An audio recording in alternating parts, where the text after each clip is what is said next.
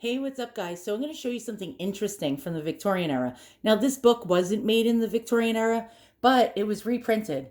And so, don't know if I'm pronouncing it right. Don't laugh. It's German. Struwwelpeter. I like to say it angry like the Germans do. Fearful stories and vile pictures to instruct the good little folks by Heinrich Hoffmann. And so basically, this book was written during the Victorian era by a guy for his kids. I believe he was a doctor. Let's read the synopsis on the back. Warning, this children's book is not for children. Since 1845, millions of parents bought Struwwelpeter, a book that threatened their children with the consequences that befall the disordered and disorderly. Thumbs are sheared off, eyes fall out of the sockets, faces are pecked to death, and bodies waste to nothing. Through castigated in recent years for its sadistic approach to child rearing. Of course, in today's snowflake era, everybody's going to complain about it, right? Struwwelpeter remains a cultural phenomenon. Translated into many languages, the subject of a popular German museum and the unmistakable influence of Charlie and the Chocolate Factory. Can you imagine that, guys? Which also disposes of wretched kids in rhyme. So, this actually, I believe Heinrich Hoffmann was a doctor, and for Christmas, he wrote this book for his kids. And it became like one of the best sellers of the Victorian era. Oh my goodness, can you imagine this? So kids were actually like threatened to behave. So I'm going to show you some of the stories. Right? So now this is a classic. Now, if you have the original book from the 1800s, oh my goodness, you're in the money. So here's some of the illustrations. Now, this was one of the illustrations of what Struwwelpeter looked like. And he was known as shock-haired Peter. I think that's what that means in German. I'm not sure. If I'm incorrect, correct me in the comments below. But we have the wild hair, the long, unkept fingernails. And so let's actually... So can you believe this was written in 1845? Oh, here we go. Here's Heinrich Hoffmann and his family. So that's the man himself that frightened millions of children during the Victorian era. And here he is in 1890 during his last days. And this was what the original cover looked like. Duh, Struwwelpeter. Don't know if I'm saying that right. And he was a doctor. Dr. Heinrich Hoffmann. Very, very interesting. And look at the nails. Who does he remind you of? Doesn't he remind you of Edward Scissorhands? That's probably where they got some of the idea from. Now, it was written in multiple languages. As you can see, here's another copy with Japanese symbols and writing.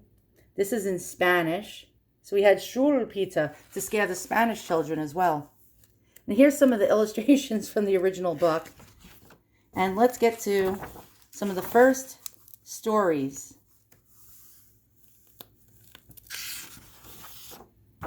Oh my goodness, the Nazis. Actually, the British made a propaganda version, a Nazi storybook. And look, we have Struwwelpeter. Oh my God. I'm sorry, guys. That is actually really funny.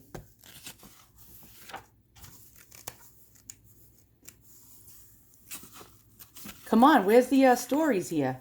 Oh my goodness, this book has a lot of fluff in it, right? What the hell? Why did that happen? Where did that just come from? Oh my goodness, the book has just like grown leaves. All right, this one is called Slovenly Peter. And this was one of the stories in the book, right? So look at Slovenly Peter, right? This filthy, filthy varmint. And look at his fingernails.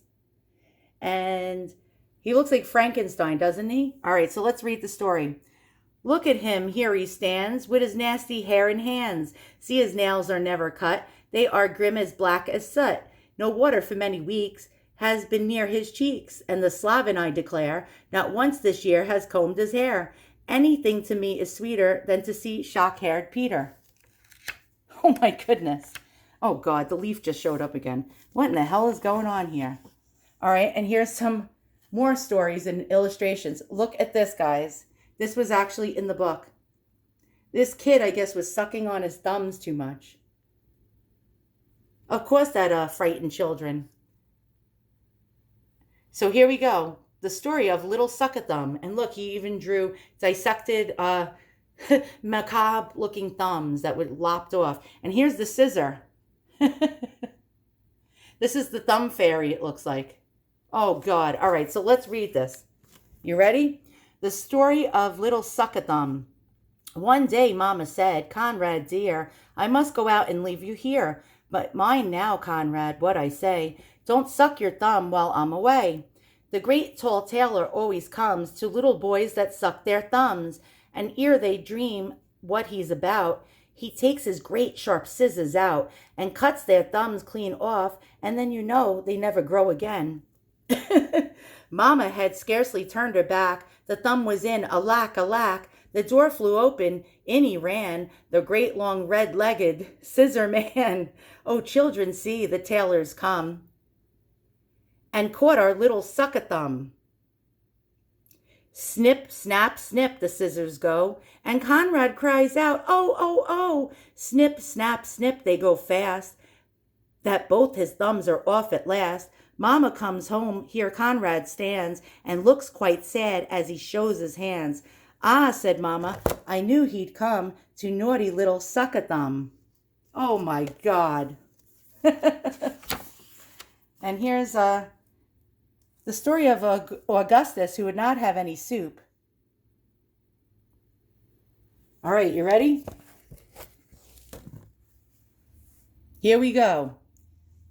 Augustus was a chubby lad, fat ruddy cheeks Augustus had, and everybody saw with joy the plump and hearty, healthy boy. He ate and drank as he was told, and never let his soup get cold. But one day, one cold winter's day, he threw away the spoon and screamed, oh, take the nasty soup away. I won't have any soup today. I will not eat my soup. I will not eat it, no.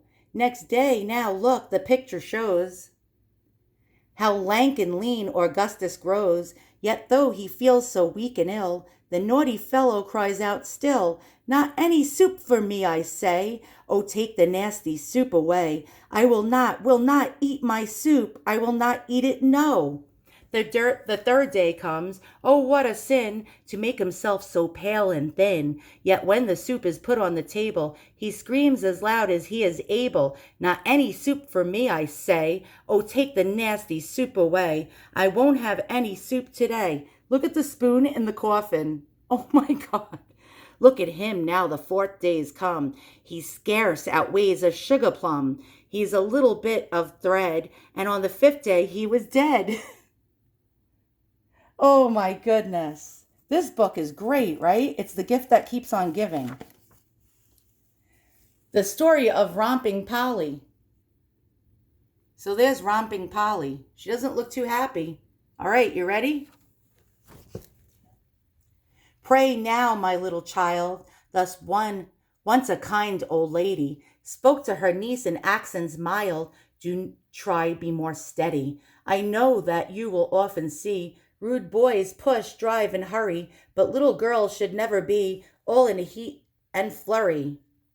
While thus the lady gave advice and lectured little Polly, to see her stand with downcast eyes, you'd think she'd owned her folly. She did, and many a promise made, but when her auntie parted, forgetting all the merry maid, off to the playground started. Now see what frolic and what fun the little folks are after. Away they jump, away they run, with many shout of laughter.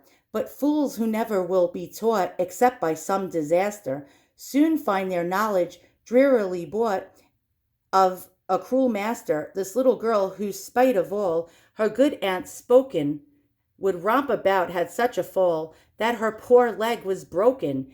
In sore amaze, the standers by soon placed her on a barrow. But oh, to hear her scream and cry, their inmost souls did harrow. See how her brother burst in tears when told the dreadful story, and see how carefully he bears the limb all wet and gory. Full many a week, screwed up in bed, she lingered sad and weary, and went on crutches, it is said, even to the grave so dreary.